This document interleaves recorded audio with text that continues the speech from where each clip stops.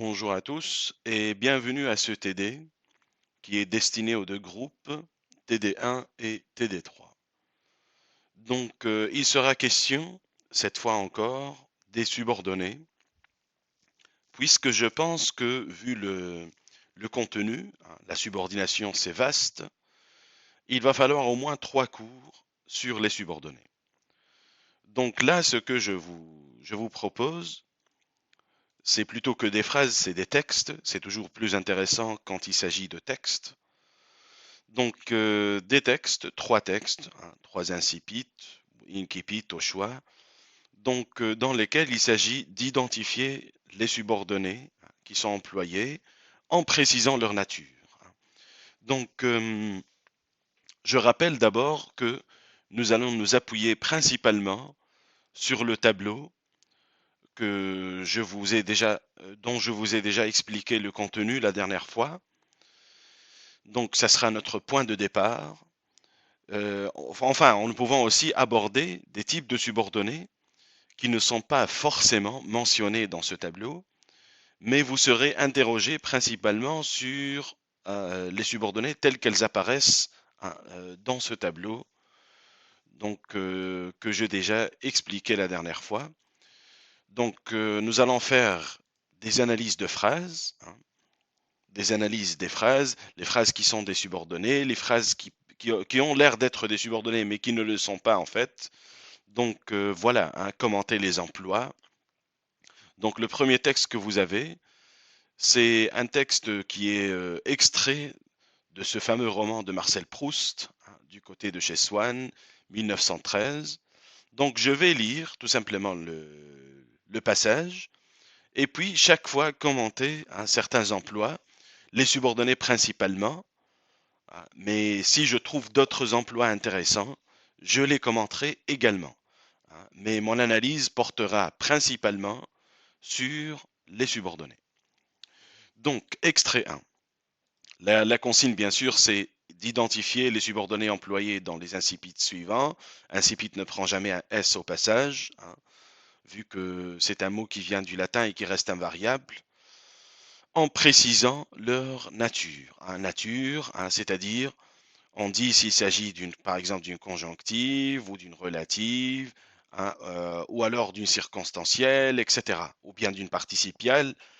Et de préférence, à chaque fois, on indique l'antécédent s'il y a lieu, hein, s'il y a un antécédent. Donc, et l'outil aussi grammatical également s'il y a lieu, hein, parce que comme vous le savez, certaines subordonnées sont introduites sans outil grammatical. Donc, je commence par le premier extrait. Longtemps, je me suis couché de bonne heure. Donc, dans cette phrase, il n'y a pas de subordonné, hein, on a seulement des compléments. Hein, longtemps qui est un adverbe de temps, donc complément circonstanciel de temps, plus de bonheur, bon, complément circonstanciel de temps aussi, mais nous allons nous intéresser, bien sûr, comme je l'ai déjà dit, aux subordonnés. Donc, parfois, à peine ma bougie éteinte, mes yeux se fermaient si vite que je n'avais pas le temps de me dire, je m'endors. Donc, ici, nous avons tout d'abord hein, la proposition à peine ma bougie éteinte. Donc, à peine ma bougie éteinte ici mérite quelques remarques. C'est une construction qui est très utilisée, hein, qui exprime bien sûr principalement le temps. Hein. À peine, on a aussi à peine que. Hein. Mais sur le plan grammatical, hein, la proposition qui est introduite par à peine est sensiblement différente de la proposition introduite par à peine que. Bon, je m'explique.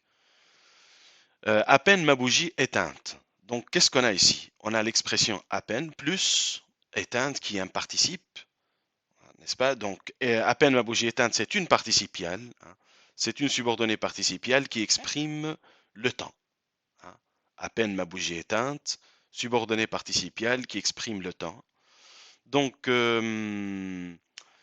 ici, la deuxième remarque que je vais faire, c'est lorsqu'on a à peine que. Hein. À peine que plus, enfin, une expression. Donc, à peine que exprime le temps aussi, mais c'est une subordonnée circonstancielle de temps. Donc, lorsque vous avez à peine seulement plus un participe présent ou passé, ça dépend, mais généralement c'est passé qui joue le rôle d'un adjectif. Donc lorsque vous avez à peine, vous avez une subordonnée participiale. Lorsque vous avez à peine que, c'est plutôt une subordonnée circonstancielle. Donc voilà hein, pour les remarques qu'on peut faire sur cette phrase. Donc dans la même phrase, vous avez mes yeux se fermaient si vite que je n'avais pas le temps de me dire je m'endors. Donc vous avez si vite que je n'avais pas le temps de me dire je m'endors. Donc là, c'est une subordonnée consécutive hein, qui exprime la conséquence. Vous avez ici si vite que. Hein. Donc si plus adverbe plus que. Vous pouvez bien sûr avoir aussi si plus adjectif plus que. Hein. Et puisque l'accent est mis sur la conséquence, donc c'est une subordonnée circonstancielle consécutive hein, qui exprime la conséquence. Donc oui, je continue. Et une demi-heure après, la pensée qu'il était temps de chercher le sommeil m'éveillait. Donc, oui, les phrases de Proust sont considérablement longues hein, d'habitude, donc je m'arrêterai par unité de sens hein, plutôt que par phrase complète. Donc là, qu'est-ce qu'on a? On a qu'il était temps de chercher le sommeil. Donc c'est une subordonnée, bien sûr, qui complète la pensée. Hein. La pensée. Donc, quel est le type de cette subordonnée? Puisqu'elle complète un nom, c'est une relative. Maintenant, quelle est sa catégorie? C'est une relative adjective. Hein. Qu'il était temps de chercher le sommeil. Donc, ici, en fait, on peut reformuler de plusieurs façons. Hein. Qu'il était temps de chercher le sommeil, par exemple, invitant au sommeil, etc. On a beaucoup de choix. Et je vous rappelle que la relative adjective est la plus utilisée, la plus fréquente hein, de toutes les relatives. Hein. Donc ici, en l'occurrence, il s'agit d'une relative adjective. Donc je poursuis. Je voulais poser le volume que je croyais avoir encore dans les mains et souffler ma lumière. Donc là, on a plusieurs propositions subordonnées. Donc, d'abord, nous avons posé le volume. Hein, je voulais poser le volume. Donc, poser le volume qui est une infinitive, n'est-ce pas? Introduite par l'infinitif posé.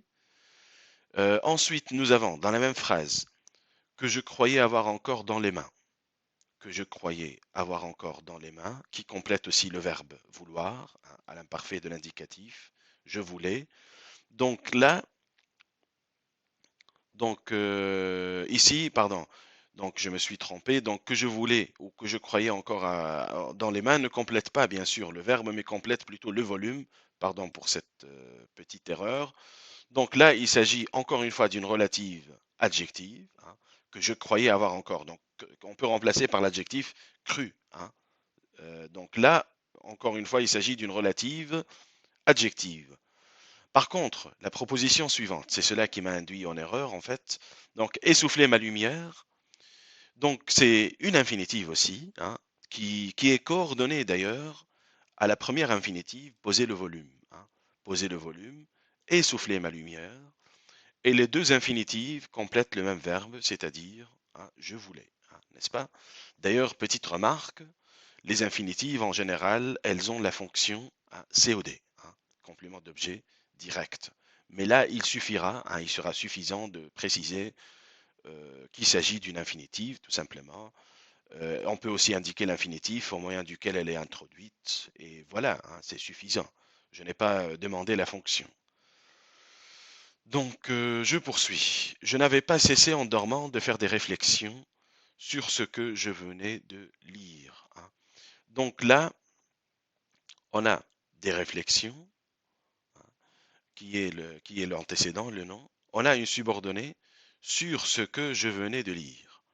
Donc là, on peut dire qu'il s'agit d'une relative adjective, encore une fois, sur ce qui est lu, hein, sur ce que je venais de lire. Donc c'est vrai qu'on a sur, ce, que, etc. Mais cela ne change pas vraiment le type. Hein. Donc aussi, bon, certains pourraient dire qu'il s'agit d'une substantive, hein, puisque ce que pourrait aussi signifier le livre hein, que je venais de lire. Or, je vous rappelle quand même qu'une substantive n'a pas d'antécédent. Hein. N'a pas, ça c'est très important, une substantive, une relative substantive, n'a pas d'antécédent.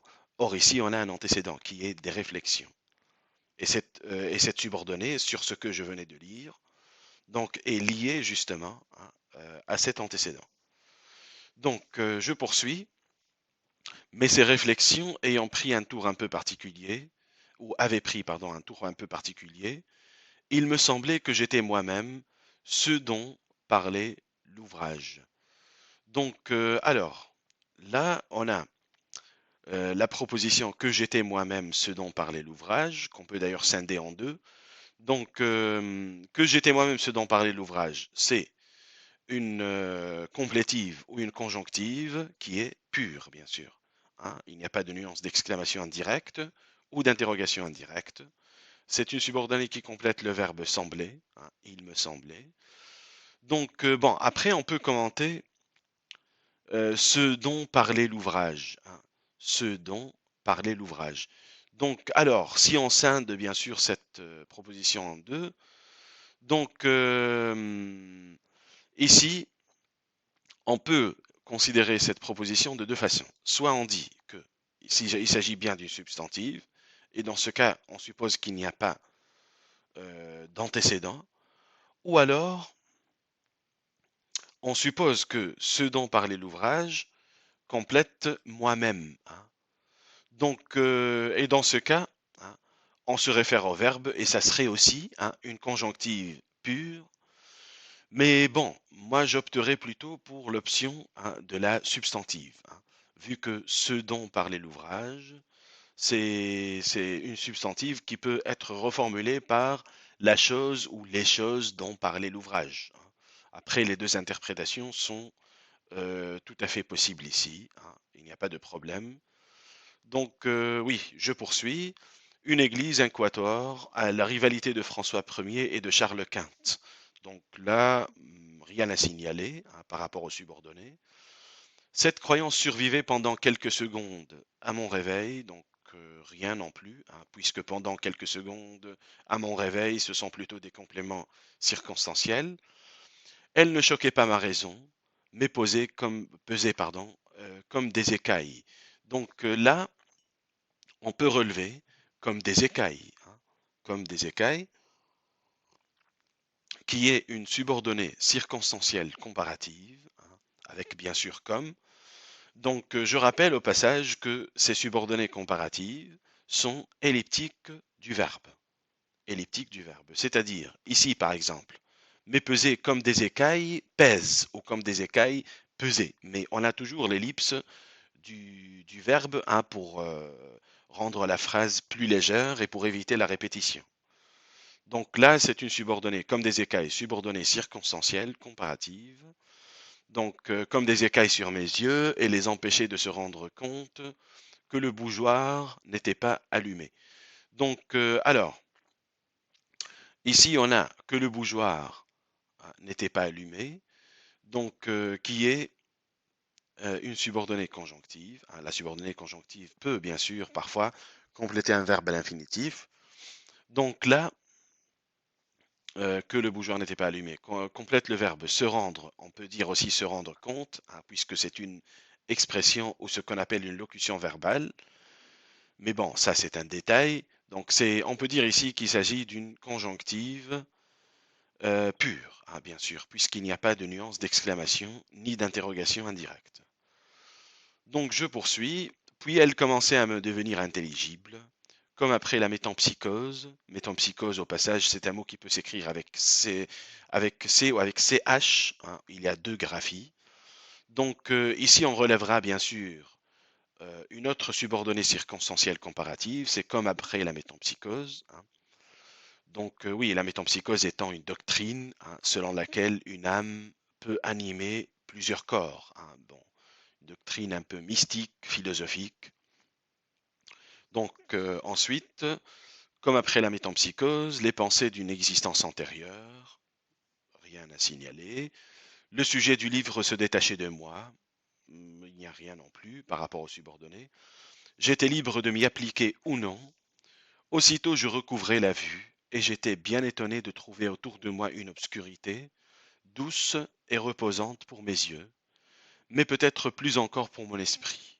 Donc là, jusque-là, par rapport aux subordonnés, il n'y a pas grand-chose à signaler, hein. Donc, je passe, bien sûr. Par contre, la phrase suivante, à qui elle apparaissait comme une chose sans cause, incompréhensible. Donc là,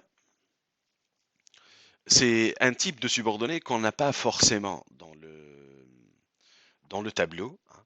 Mais bon, il est toujours intéressant, hein, d'analyser ce type de subordonné. Donc, à qui elle apparaissait comme une chose, sans cause, incompréhensible, c'est une relative qu'on appelle relative explicative ou relative non déterminative. Bon, qu'est-ce que ça veut dire? Ceux qui étaient avec moi, enfin la plupart d'entre vous, c'est-à-dire, hein, ceux qui avec moi avaient travaillé sur les expansions du nom, hein, au premier semestre, savent ce qu'est la position. La position, c'est-à-dire le fait de mettre des éléments non obligatoires entre par exemple entre des virgules ou entre des tirets, etc. Donc là, puisque cette subordonnée est placée entre des tirets, hein, justement, on peut la considérer comme une relative explicative ou non déterminative, c'est-à-dire qui ne détermine pas, hein, son antécédent, qui est ici mon esprit, hein. Sinon, on peut tout simplement dire qu'il s'agit d'une relative dans ce sens adjectif, hein. Mais j'essaye aussi de vous donner, hein, l'autre interprétation qui est intéressante. Je vous rappelle aussi que la position, hein, au passage, peut être opérée au début, hein, au milieu ou à la fin d'une phrase, hein, bien entendu. Donc je poursuis. Comme une chose vraiment obscure. Encore une fois, comme une chose vraiment obscure. C'est une subordonnée circonstancielle comparative, hein, qui comporte clairement une comparaison.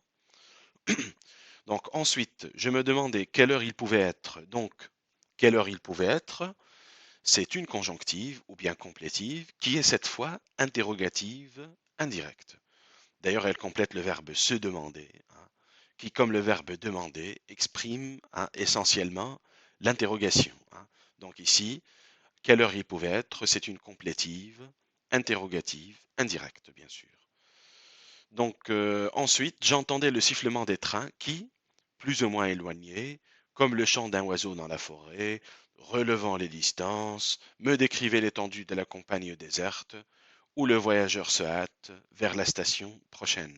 Oui, phrase très longue, mais c'est vraiment enfin, un trait de style qui est propre à Proust, hein. Donc sinon, ici, nous avons une relative, hein, qui, on peut même supprimer les éléments apposés, hein, qui est plus ou moins éloigné, etc., relevant les distances, hein. Donc, jusqu'à la fin de la phrase, en fait. C'est une relative adjective, mais qui comporte d'autres subordonnées, en fait. Donc, comme le chant d'un oiseau dans une forêt, c'est une subordonnée circonstancielle comparative. On peut bien sûr avoir cet enchâssement, hein, une proposition subordonnée dans une autre proposition subordonnée. On a d'ailleurs aussi relevant les distances, hein, qu'on peut, bon, ici considérer de deux manières. Soit on dit que c'est tout simplement un complément circonstanciel de manière, dans ce cas ce n'est pas une subordonnée, et c'est l'option pour laquelle j'opte personnellement. Bon, certains diraient que c'est plutôt une participiale. Bon, pas tout à fait, hein, je dirais plutôt que c'est un complément, hein. On a également où le voyageur se hâte vers la station prochaine, qui est clairement une subordonnée relative, hein, relative qui complète le groupe nominal la campagne déserte. Donc subordonnée relative. Quel est son type? Donc là, ici, donc il ne faut pas d'abord confondre la conjonction de subordination ou, hein, sans accent avec le pronom, hein, ou adverbe relatif ou avec accent, hein. Donc là, quelle interprétation faire de cette subordonnée? Donc en général, lorsque vous avez ou, ça veut dire que c'est une adjective, hein, une relative adjective. Lorsque vous avez en revanche là ou, là bien sûr avec accent sur le A, donc là où, c'est plutôt dans ce sens, hein, une substantive. Pourquoi? C'est quoi la différence? Par exemple, là où tu iras, j'irai avec toi. Là où tu iras, j'irai avec toi. Là où tu iras, on voit clairement que on n'a pas d'antécédent, hein. Donc dans ce cas, c'est une substantive. Ça veut dire j'irai avec toi au lieu où tu iras. Et lorsque vous avez où, donc on a forcément, hein, un antécédent. Voilà, on ne peut pas utiliser ou sans antécédent, tout simplement, hein. Donc c'est ça la différence entre les deux types de subordonnés, hein. Bon, bien sûr, je posterai tout cela après, par la suite, hein, je posterai le corrigé. Donc pour le moment, on discute un petit peu de ces emplois, on fait quelques analyses. Donc, et le petit chemin qu'il suit va être gravé dans son souvenir par l'excitation, etc. Bon, d'abord, on a qu'il suit, hein, c'est une subordonnée relative. Vous voyez qu'elle n'est pas longue, hein, donc on ne peut pas vraiment s'appuyer sur le critère de la longueur, hein. Il faut se méfier de ces pseudo-critères, hein. Donc, qu'il suit, c'est une relative adjective, hein. Elle complète d'abord le groupe nominal, le petit chemin. Elle a clairement le sens d'un adjectif, hein. Suivi, hein, on peut remplacer qu'il suit par suivi. Donc ensuite va être gravé dans mon souvenir par l'excitation qu'il doit à des lieux nouveaux, à des actes inaccoutumés, à la causerie récente et aux adieux sous la lampe étrangère, qui le suivent encore dans le silence de la nuit. Bon, là, on a une relative adjective qui est cette fois très longue, hein, qu'il doit à des lieux nouveaux jusqu'à pratiquement jusqu'à la fin de l'extrait, hein, tout simplement. Donc, c'est quoi le type? On s'appuie sur le premier élément qu'il doit, donc du à. On peut remplacer par du à. Donc, dans ce cas, c'est une relative également adjective, hein. Donc, jusque-là, on n'a pas vu beaucoup de relatives attributives, etc. Mais je compte consacrer toute une activité sur les autres types hein, de relatives, hein. Donc, à l'intérieur de cette relative adjective, nous avons une autre relative qui est adjective également, hein, d'ailleurs, qui le suivent encore dans le silence de la nuit jusqu'à la fin, hein. Donc, elle complète le groupe nominal la lampe étrangère, hein, et on peut cette fois remplacer par le suivant, hein, encore dans le silence de la nuit, etc.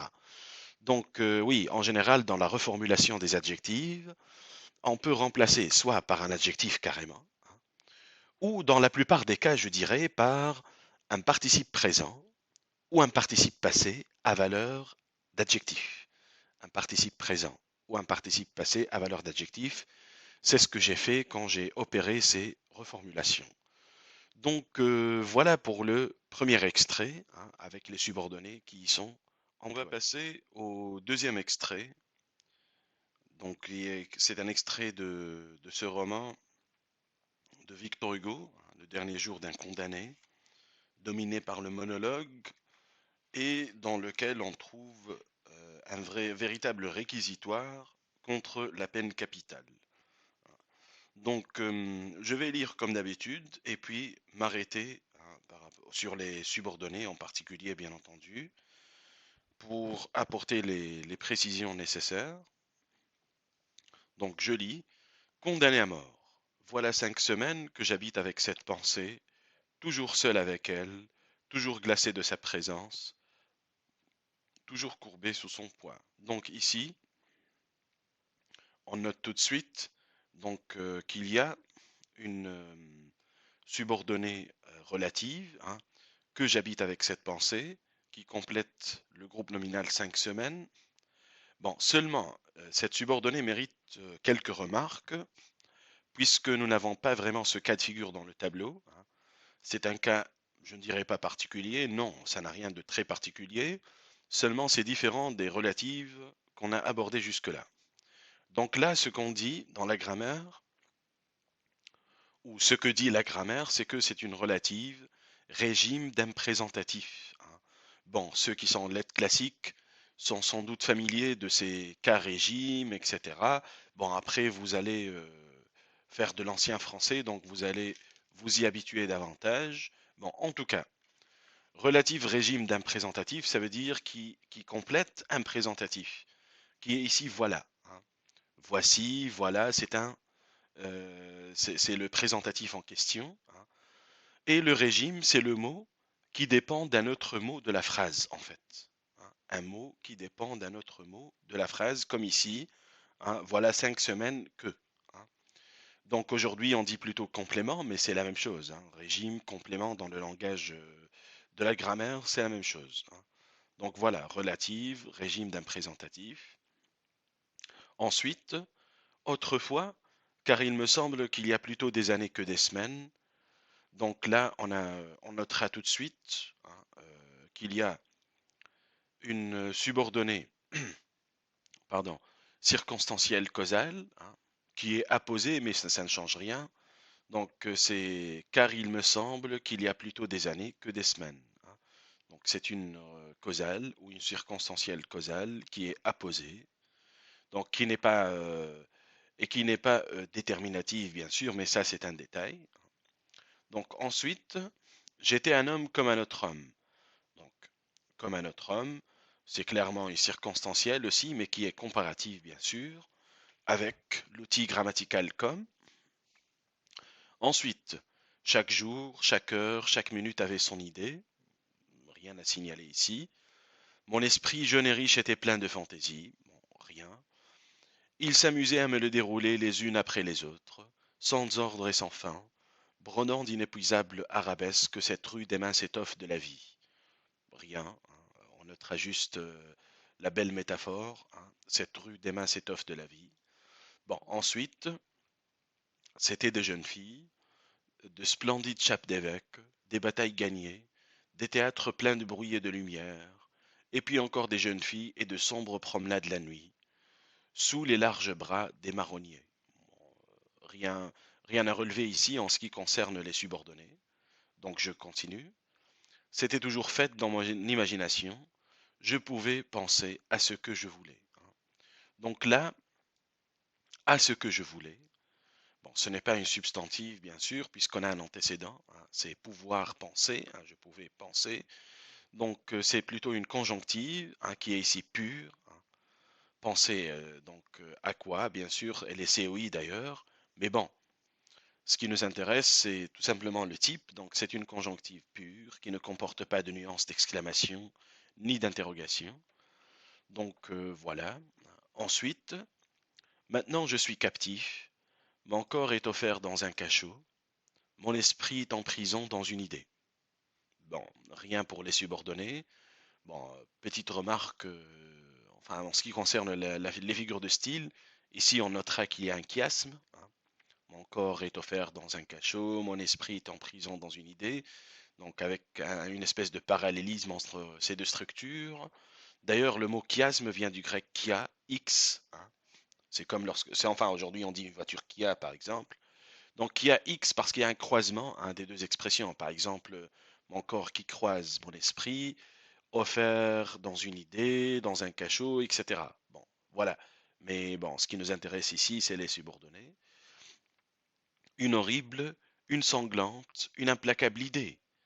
Je n'ai plus qu'une pensée, qu'une conviction, qu'une certitude, condamnée à mort. Donc là, on notera bien sûr qu'on n'a qu'une pensée, qu'une conviction, qu'une certitude, etc. Bon, seulement, là, on ne peut pas vraiment identifier cette subordonnée comme étant une subordonnée conjonctive, même s'il y a l'auxiliaire avoir. Et c'est pour une raison très simple. C'est vrai qu'on a ne que, hein, ce qu'on appelle une négation restrictive, avec une restriction, une limitation de la négation. Seulement, lorsqu'on relève une subordonnée qui contient une restriction, hein, une négation restrictive, ou une restriction tout simplement, cette subordonnée ne peut être que relative. Hein. Cette subordonnée ne peut être que relative. Je vous donne un exemple. Il est le seul étudiant qui soit venu. Qui soit venu, donc on a une restriction, seulement qui soit venu est une relative qui complète le seul étudiant. Hein. On est d'accord. Mais là, on n'a pas à relever cette construction. Hein, puisque l'antécédent est en fait un verbe. Je n'ai plus qu'une pensée, qu'une conviction, etc. Donc ne pas en tenir compte, hein, tout simplement. Ensuite, je continue. quoi que je fasse, elle est toujours là. Donc, on a quoi que je fasse. Donc, en deux mots, quoique, bien sûr, bon, à titre de rappel, quoique en un seul mot, est différent sur le plan sémantique de quoique en deux mots. Parce que quoique, pardon, en un seul mot, c'est bien que. C'est dans le sens de bien que. Et quoi que, en deux mots, c'est quelle que soit la chose que, hein, tout simplement. Comme ici, hein. Et les deux sont suivis du subjonctif, bien entendu. Donc, quoi que je fasse, c'est une subordonnée circonstancielle qui est concessive, hein. Concessive avec l'outil grammatical quoi que. Donc, ensuite, elle est toujours là, cette pensée infernale, comme un spectre de plomb à mes côtés. Donc, comme un spectre de plomb à mes côtés, c'est clairement, je pense, une subordonnée circonstancielle comparative, hein, avec comme. Bien sûr, on peut avoir d'autres subordonnées avec pareil à, etc. Mais bon, là, l'outil qui est le plus utilisé, c'est bien sûr comme. Donc, je poursuis. Seule et jalouse, chassant toute distraction, face à face avec moi misérable, et me secouant de ses deux mains de glace. Donc là, bon, on a chassant, me secouant, etc. Mais bon, là, il est un peu difficile de les identifier comme étant des participiales, hein, même si elles contiennent des participes présents. C'est plutôt des compléments circonstanciels de manière, hein. Donc, il ne s'agit pas de participiales, hein, parce qu'elles indiquent clairement ici la manière. Donc, quand vous avez un participe présent, mais qui indique la manière, donc vous n'avez pas à relever cette proposition comme étant une proposition participiale, hein. Voilà.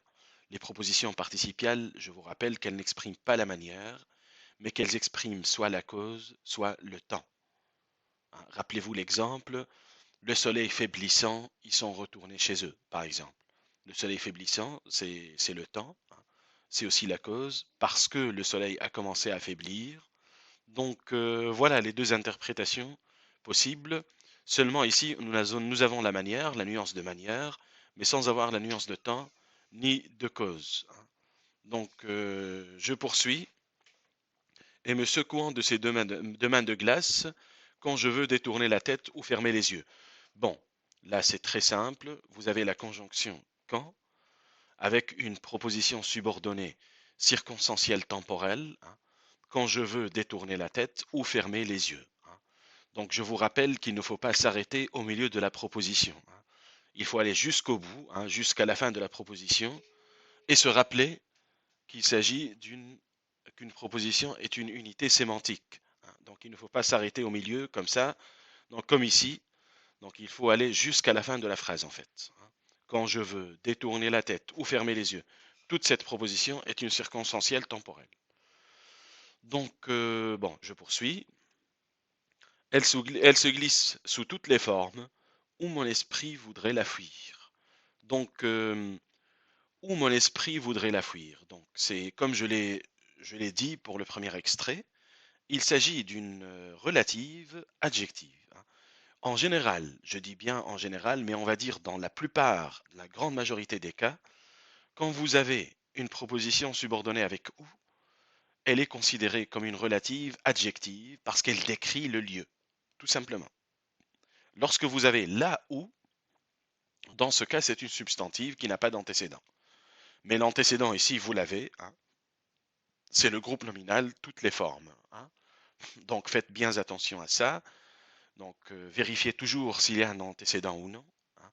Et si cet antécédent est en fait l'antécédent de la subordonnée est un nom, un verbe conjugué ou bien un verbe à l'infinitif, hein. Il faut vérifier tous ces détails. Donc je continue. Se mêle comme un refrain horrible à toutes les paroles, etc. Bon, on a déjà comme un refrain horrible, bon, sans aucun doute une circonstancielle comparative avec comme. Donc ensuite, à toutes les paroles qu'on m'adresse. Donc qu'on m'adresse, c'est une subordonnée relative adjective, hein, clairement, parce qu'elle complète d'abord le groupe nominal toutes les paroles. De plus, elle peut être remplacée, bien sûr, sans aucune difficulté, hein, par l'adjectif adressé, hein. Toutes les paroles qu'on m'adresse, toutes les paroles qui me sont adressées, hein. Donc c'est une relative adjective, sans doute, hein. Donc là, oui, c'est une relative qui est simple à analyser, je pense, hein. Bon, je poursuis. Se colle avec moi aux grilles hideuses de mon cachot, m'obsède éveillé, épie mon sommeil convulsif, et reparaît dans mes rêves sous la forme d'un couteau. Donc, bon, là, il n'y a pas de subordonné. Donc voilà pour le On en deuxième arrive extrait. Donc au troisième extrait, hein. C'est l'incipit de ce fameux roman, hein, de l'ascension sociale, hein, Le Rouge et les Noirs de Stendhal en 1830, hein, ces fameuses années romantiques, hein, à partir de 1830. Donc je vais lire et identifier, bien sûr, et analyser aussi les subordonnés. Donc je commence.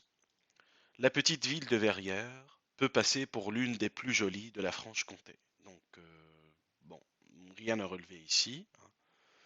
Ces maisons blanches avec leur toit pointu de tuiles rouges s'étendent sur la pente d'une colline. Bon, là, rien non plus, hein. Donc ensuite, dont des touffes de vigoureux châtaigniers marquent les moindres sinuosités. Donc là, on a une, subordonnée relative, hein, dont les touffes, hein, de vigoureux châtaigniers marquent les moindres sinuosités. Toute cette phrase est une subordonnée relative qui complète le groupe nominal la pente d'une colline.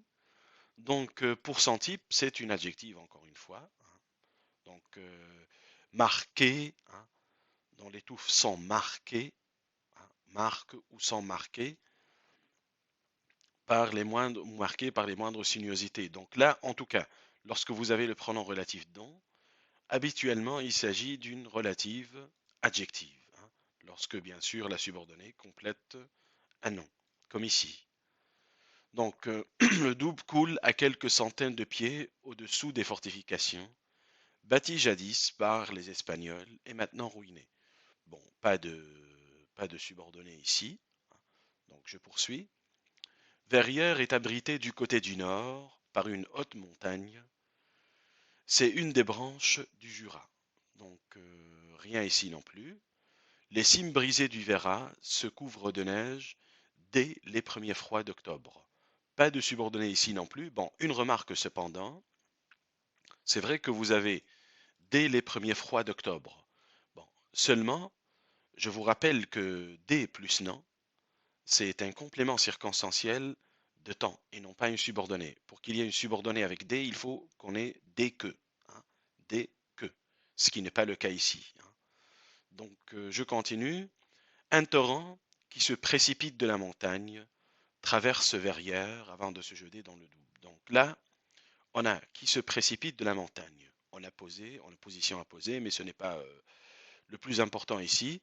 En tout cas, qui se précipite de la montagne est une relative adjective, hein, qui complète le groupe nominal un torrent et qu'on peut reformuler de la façon suivante, se précipitant de la montagne, hein, ou précipiter même de la montagne, même si c'est un peu faux, hein, mais c'est juste pour la reformulation, hein.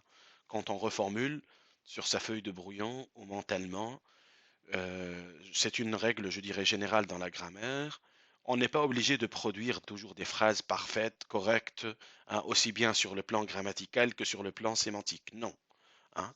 Ce sont des phrases qui nous permettent justement de savoir le type de la subordonnée, mais elles n'ont pas forcément à être, comme on dit, des phrases grammaticales, c'est-à-dire tout à fait correctes d'un point de vue grammatical, hein.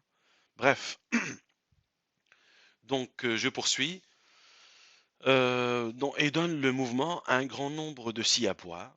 C'est une industrie fort simple et qui procure un certain bien-être à la majeure partie des habitants plus paysans que bourgeois. Donc, ici, qu'est-ce qu'on a? On a d'abord, pardon, je retrouve la subordonnée. Donc,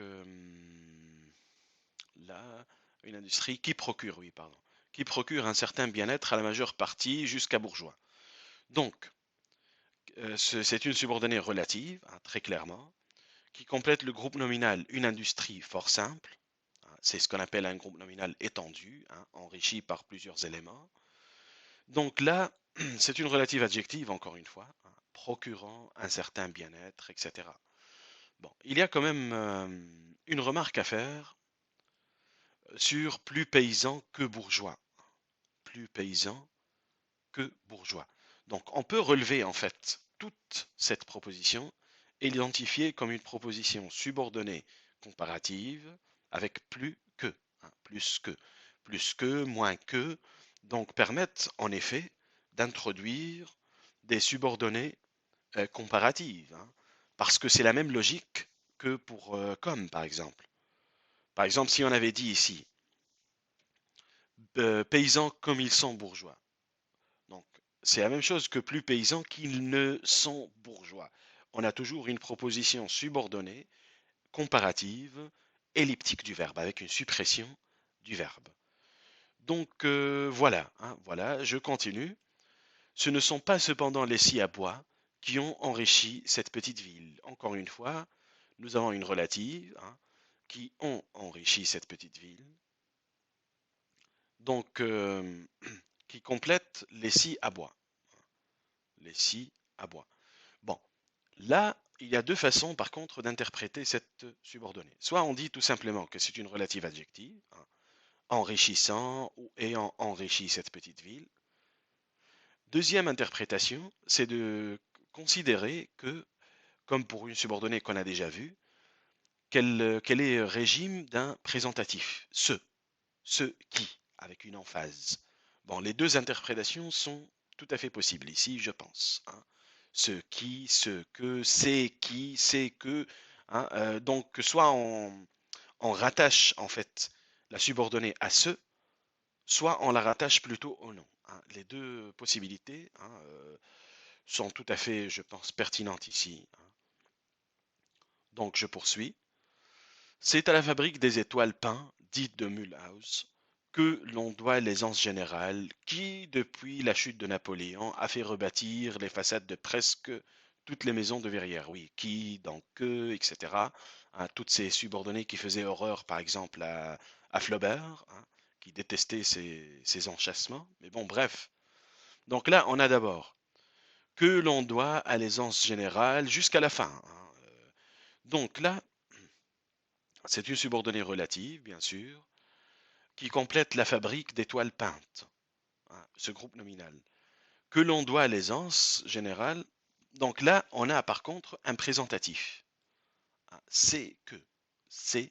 Avec c'est, il vaut mieux dire que, plutôt que qu'il s'agit d'une relative adjective qui est acceptable, il vaut mieux dire que c'est une relative qui est régime d'un complément, qui est régime, pardon, d'un présentatif. C'est, qui complète, c'est-à-dire un présentatif. C'est parfois ce, ou voici, voilà, etc. Hein, comme ici. Donc oui, c'est une subordonnée qui ne figure pas dans le tableau, bien entendu, mais qu'il est bon de connaître, hein. C'est bien de connaître ces subtilités grammaticales, hein. Donc je poursuis. À peine entre-t-on dans la ville que l'on est étourdi par le fracas d'une machine bruyante et terrible en apparence. Donc, rappelez-vous, on a déjà vu dans le texte de Proust, hein, une subordonnée avec à peine, que je vais d'ailleurs reprendre ici. Parfois, à peine ma bougie éteinte, mes yeux se fermaient si vite que je n'avais pas le temps de me dire je m'endors. Donc, c'est les deux premières lignes, hein, du premier extrait. Bon, à peine ma bougie éteinte, c'est dans le texte de Proust. Et dans le texte de Stendhal, nous avons à peine entre-temps dans la ville que. Hein, donc il y a une différence, hein. Dans le texte de Proust, on n'a pas de que, hein, de conjonction que qui complète directement à peine. Donc ici, on peut relever en fait à peine entre-temps dans la ville que l'on est étourdi jusqu'à la fin de la phrase comme étant une subordonnée circonstancielle temporelle, hein, subordonnée circonstancielle temporelle, puisqu'on a à peine que. Alors que lorsqu'on a à peine plus un participe, hein, d'habitude un participe passé, c'est dans ce cas une participiale. Hein, c'est ce qu'on a vu dans l'extrait 1, celui de Proust. Donc j'espère que c'est clair pour vous. Une petite remarque aussi, bon, qui ne porte pas sur les subordonnés, mais une remarque sur le style, hein, plutôt. À peine entre-t-on, hein. On remarquera qu'après à peine en tête de phrase, on a cette inversion, un verbe-sujet, dans le style écrit, hein, dans le style soigné, avec lorsque vous avez à peine, sans doute, peut-être aussi, hein, peut-être, à peine, sans doute, peut-être, aussi, hein, aussi qui indique la conséquence, hein, en tête de phrase, vous avez cette inversion dans le style soigné. Même si, bon, aujourd'hui, lorsqu'on écrit une phrase qui commence par peut-être, peu de personnes pratiquent cette inversion, alors que c'est une inversion qui appartient au style soigné. C'est toujours bien, hein, d'opérer ce genre d'inversion, hein. En tout cas, dans vos écrits, hein, dans vos écrits académiques, articles, exposés, etc., c'est toujours bien vu, hein, je dirais, tout simplement, hein. Donc, je poursuis. Va marteau pesant et retombant avec un bruit qui fait trembler le pavé. Donc là, on relève tout de suite qui fait trembler le pavé, hein. C'est une subordonnée relative qui complète le groupe nominal ou le nom en général un bruit. Donc qui fait trembler le pavé, donc c'est une relative adjective, hein, faisant trembler le pavé, hein. On peut reformuler de cette façon, hein. Sont élevés par une roue que l'eau du torrent fait mouvoir. Donc, encore une fois, nous avons une relative, hein, que l'eau du torrent fait mouvoir, qui complète le groupe nominal, une roue, hein. Donc, on peut ici dire qu'il s'agit d'une relative adjective, hein, et reformuler en disant, par exemple, mu par l'eau du torrent, hein, mu, hein, bien sûr, du verbe mouvoir, hein. Donc, oui, oui, je poursuis. Chacun de ces marteaux fabrique chaque jour je ne sais combien de milliers de clous, hein. Bon, rien à signaler ici. Ce sont de jeunes filles fraîches et jolies qui présentent au cou de ces marteaux énormes les petits morceaux de fer qui sont rapidement transformés en clous. Donc là, on a qui présente au cou de ces marteaux énormes les petits coups, on peut aller jusqu'à la fin de la phrase, hein, jusqu'à clous carrément. Donc, qui est une relative adjective, hein, qui complète le groupe nominal de jeunes filles fraîches et jolies, hein. Donc, c'est une relative adjective parce qu'on peut la reformuler de la façon suivante, présentant ou ayant présenté. Et pour la suite, qui sont rapidement transformés en clous. Donc, c'est une subordonnée adjective aussi, hein. D'ailleurs, on a un adjectif, hein, donc c'est très clair, transformé, hein. Donc, c'est une relative adjective qui complète le groupe nominal les petits morceaux de fer, hein, et qui peut être transformé de la façon suivante, hein, qui sont transformés en clous, tout simplement transformés en clous, hein, parce qu'on a déjà un adjectif, hein. Lorsque vous avez un adjectif dans une proposition relative, dans la très grande majorité des cas, il s'agit d'une relative adjective. Voilà, c'est simple quand on a ce genre d'emploi, hein. Bon, je poursuis. Ce travail, si rude en apparence, est un de ceux qui étonne le plus le voyageur qui pénètre pour la première fois dans les montagnes qui séparent la France de l'Helvétie. Oui, donc là, beaucoup de hein, qui méritent d'être analysés. Donc, on a quoi ici? Un de ceux hein, qui étonne le plus le voyageur qui pénètre, on peut aller jusqu'à la fin. Donc, qui ici complète un présentatif, encore une fois, hein. C'est une relative régime, qui est régime d'un présentatif qui est ici ce, C-E-U-X, hein. Donc voilà pour cette première proposition subordonnée relative. Pour la deuxième, qui pénètre pour la première fois dans les montagnes, on peut aussi aller jusqu'à la fin, jusqu'à la France de l'Helvétie. Donc là, c'est une relative adjective, hein, qui complète le groupe nominal le voyageur. Donc, qui pénètre pour la première fois dans les montagnes qui séparent la France de l'Helvétie, on peut reformuler par pénétrant, hein, ou ayant pénétré pour la première fois, etc. Bon, il reste une phrase avec qui, une subordonnée avec qui sépare la France de l'Helvétie. Donc, c'est une relative, encore une fois, adjective, hein. Vous voyez à quel point les relatives adjectives sont fréquentes, hein. Donc, qui est ici, qui sépare la France de l'Helvétie, on peut la reformuler de la façon suivante. Séparant la France de l'Helvétie, c'est une relative adjective qui complète les montagnes, hein. Donc, oui, je continue. Si en entrant à Verrières, Le voyageur demande à qui appartient cette belle fabrique de clous. Bon, je vais pour le moment m'arrêter jusque-là. À qui appartient cette belle fabrique de clous? On peut aller jusqu'à la Grande Rue, hein. À qui appartient cette belle fabrique de clous qui assourdit les gens qui montent la Grande Rue? Beaucoup de qui, hein. Donc là, ici, on a clairement donc, une proposition subordonnée avec à qui, donc qui complète le verbe demander. Donc c'est une conjonctive, hein, qui est interrogative indirecte, hein. Demande à qui, donc à qui appartient, autrement dit, on peut remplacer par une interrogation. À qui appartient cette belle fabrique de clous qui assourdit les gens qui montent la grande rue? Point d'exclamation. Donc toute cette subordonnée est une subordonnée relative, pardon, subordonnée conjonctive, interrogative, indirecte, qui complète le verbe demander. Donc oui, une petite quand même précision pour ce verbe demander qui est très usité, hein, dans les conjonctives interrogatives indirectes. Il arrive parfois que on utilise le verbe demander, mais sans pour autant introduire une interrogative indirecte. Par exemple, je demande que vous soyez attentif. Je répète, je demande que vous soyez attentif. Donc là, que vous soyez attentif, ce n'est pas vraiment une interrogation, hein, je pense que vous êtes d'accord avec moi. Donc, que vous soyez attentif, c'est plutôt dans ce cas une conjonctive pure, hein, pas d'interrogation ni d'exclamation.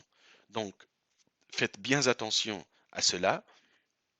Donc, cela tient bien sûr à la polysémie, hein, du verbe demander, hein, demander qui peut exprimer tout simplement le fait d'exprimer, de formuler pardon, une demande ou de poser une question. Donc, faites bien attention au paramètre sémantique qui est toujours important dans la grammaire, hein.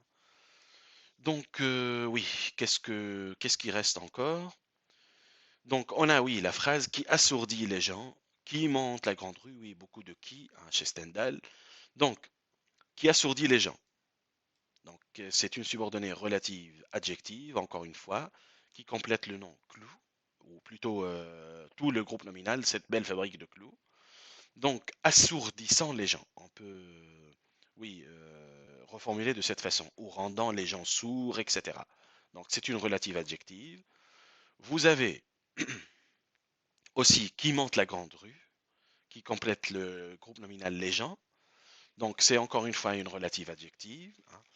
Oui, j'ai voulu vraiment mettre l'accent sur ce type de relative, hein, dans cette activité. Qui monte la grande rue, on peut reformuler par montons la grande rue. C'est une relative adjective. Donc, oui, alors, je continue, il reste juste une partie de phrase. On lui répond avec un accent traînard. Et elle est à monsieur le maire. Donc là, il n'y a pas vraiment de subordonné, hein. Donc voilà pour ce troisième extrait et pour cette activité. Donc j'espère que c'est plus clair pour vous pour les subordonnés. Bien sûr, si vous avez des questions sur un type de subordonné en particulier ou sur les subordonnés en général, il faut m'adresser vos questions, n'hésitez pas, hein. Et puis voilà, donc on continuera en distanciel, hein. Enfin, je vous tiendrai informé, bien sûr, jusqu'à preuve du contraire, hein, jusqu'à ce que je sois de retour, hein, de l'étranger aussi. Donc, bon, n'hésitez pas si vous avez des questions, hein. Je déposerai aussi le corrigé de cette activité, hein, comme d'habitude, sur notre espace de travail. Et le cours suivant, l'activité suivante, sera consacrée aussi aux subordonnés. Je pense qu'il faut au moins trois, comme je l'ai dit au début de ce cours, il faut au moins trois cours, hein, trois TD sur les subordonnés parce que c'est un sujet qui est vaste, qui mérite enfin, de faire beaucoup d'approfondissement, hein. Donc le troisième TD sera consacré aussi aux subordonnés. Bon, voilà, d'ici là, portez-vous bien. Et voilà, n'hésitez pas encore une fois si vous avez des questions.